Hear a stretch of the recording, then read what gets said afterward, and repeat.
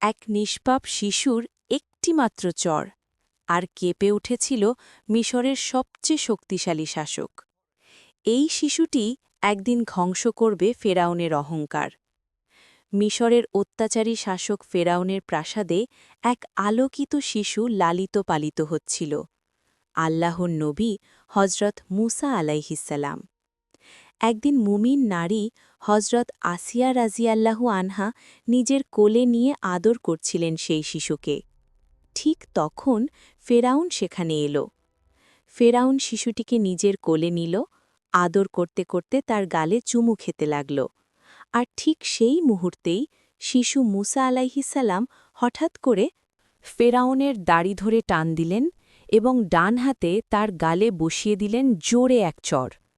পুরো রাজপ্রাসাদ থমকে গেল। অহংকারে অন্ধ ফেরাউন গর্জে উঠল, এই শিশুকে এক্ষুনি মেরে ফেলো, এটাই আমার শত্রু। এ বেঁচে থাকলে আমার রাজ্য, আমার জীবন সব শেষ। মুহূর্তেই ঘোষণা হল মৃত্যুদণ্ড। আসিয়া রাজিয়াল্লাহানহা কাঁপা কণ্ঠে বললেন, এ তো নিষ্পাপ শিশু জাহাপনা, সে ভালোমন্দ বোঝে না। তখন হামান প্রস্তাব দিল, চলুন একবার পরীক্ষা করি।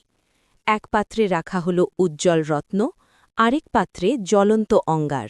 শিশু মুসা আলাইহিসসালাম হামাগুড়ি দিয়ে এগিয়ে গেলেন রত্নের দিকে।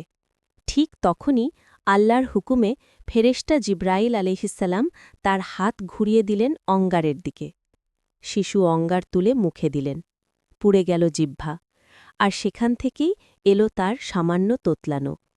সবাই বুঝে গেল এ ছিল শিশুসুলভ আচরণ, কোনো ষড়যন্ত্র নয়। মৃত্যুদণ্ড বাতিল হল। যে শিশুকে মারতে চেয়েছিল ফেরাউন, সেই শিশুই বড় হতে লাগল তার নিজের প্রাসাদেই। আল্লাহ এভাবেই রক্ষা করেন তার প্রিয় বান্দাকে, শত্রুর ঘরেই, শত্রুর চোখের সামনে।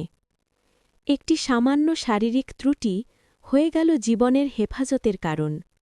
এই গল্প আমাদের শেখায় আল্লাহর পরিকল্পনা নিখুঁত, আর তার হেফাজত কখনো ব্যর্থ হয় না। ভিডিওটি ভালো লাগলে মন থেকে একটা কমেন্ট করে যান, আর সুবহানাল্লাহ লিখতে ভুলবেন না কিন্তু।